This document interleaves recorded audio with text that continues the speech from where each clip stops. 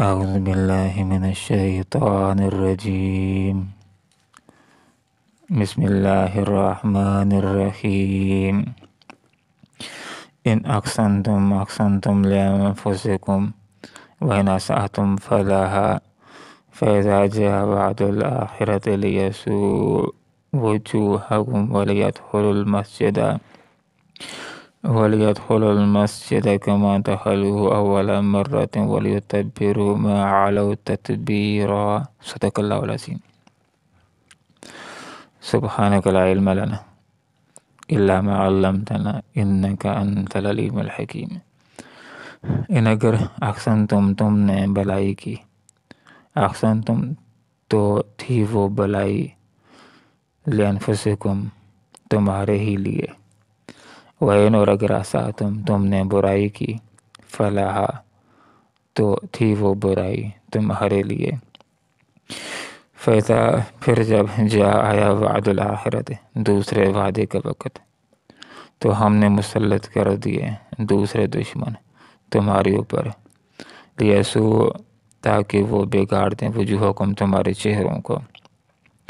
ولیدخلوا اور تاکہ وہ داخل ہو المسجد مسجد میں، کما دخلوا ہو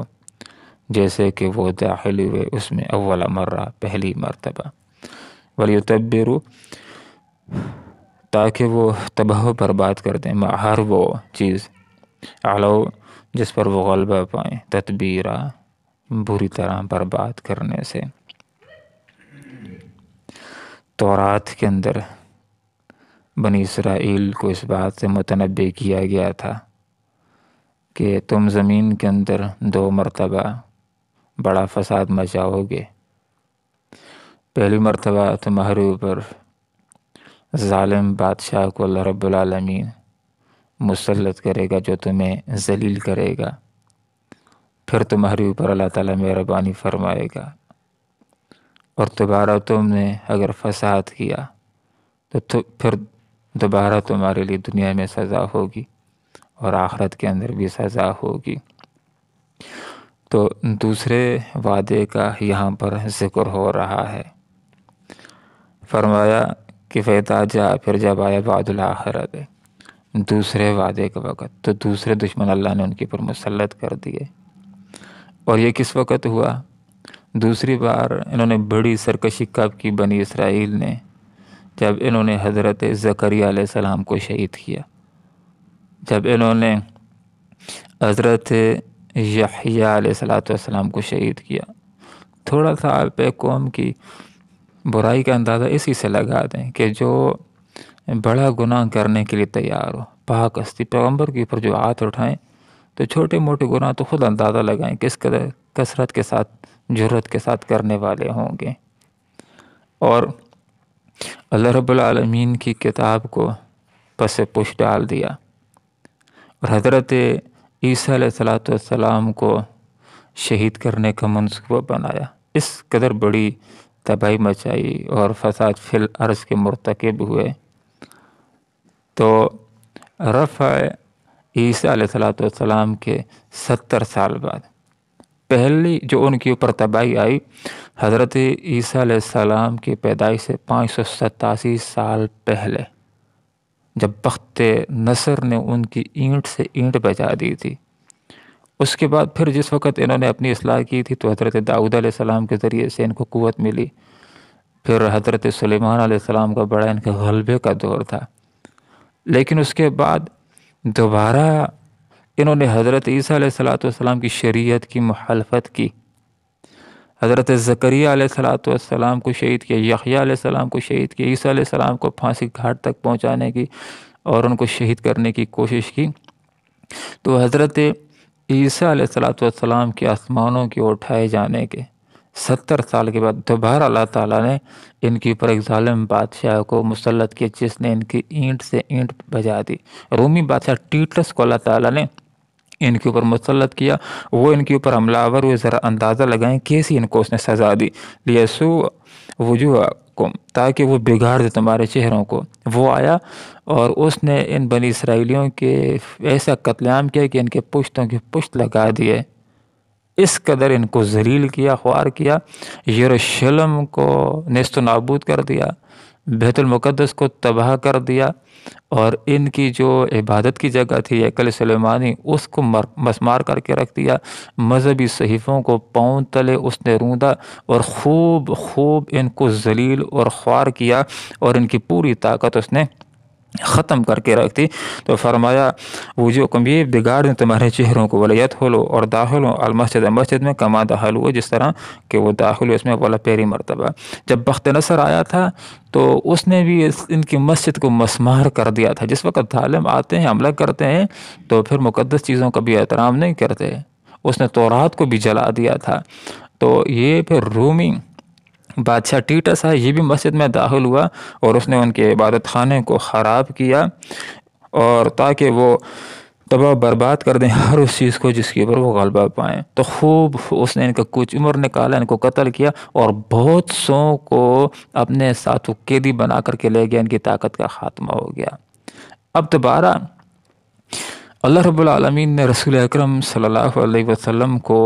جب مبعوث فرمایا تو ان کو پھر سے تنبیہ کی گئی کہ ہوش سنبھالو اور یہ ضابطہ سیکھ لو، یہ ضابطہ یاد کر لو، ان احسنتم للفضل، اگر تم اچھائی کرو گے، بھلائی کرو گے، نیک ہوگے، اللہ کے نبی کا ساتھ دو گے، اس کی تعلیمات کے اندر اس کے مشن میں ساتھ دو گے، تو یہ بھلائی سب سے پہلے تمہاری ذات کو فائدہ ہوگا، اس سے تمہیں ثواب ملے گا، دنیا میں سزاؤں سے بچو گے، اور آخرت کے اندر تمہارے لیے جنت ہوگی۔ اور یہ یاد رکھو کہ وَإِنْ أَسَأْتُمْ فَلَا، اگر برائی کی، سرکشی کی، کتاب کو چھوڑ دیا، لوگوں کو شہید کرنے کا پروگرام بنایا، گناہ کیے، تو دوسرے کو بھی نقصان ہو سکتا ہے، لیکن پہلے نقصان تمہیں ہوگا، گناہ کی وجہ سے تم سزاؤں کے مستحق ہو جاؤ گے۔ اور ظالموں کافروں کے لیے دوزخ بھی آخرت کے اندر تیار ہے، اور دنیا کے اندر بھی اللہ تعالیٰ ایسے سزائیں دیتا ہے، جیسے پہلے بخت نصر کے ذریعے سے، جالوت کے ذریعے سے ان کی اینٹ بجا دی، پھر رومی بادشاہ ٹیٹس کے ذریعے سے اس نے خوب ان کی تباہی اور بربادی کا سامان کیا۔ اب رسول اکرم صلی اللہ علیہ وسلم مبعوث ہوئے تو فرمایا عسى ربكم ان يرحمكم، قریب ہے کہ اللہ رب العالمین تمہارے اوپر رحم فرمائے۔ کیسے رحم فرمائے گا؟ آپ صلی اللہ علیہ وسلم مبعوث ہو چکے ہیں، آپ صلی اللہ علیہ وسلم کے دور کے یہود اور نصارہ بنی اسرائیل، آپ صلی اللہ علیہ وسلم کے اوپر ایمان لاؤ، مسلمان ہو جاؤ، انشاءاللہ اللہ تعالیٰ تمہیں پھر عروج دے گا، عزت دے گا،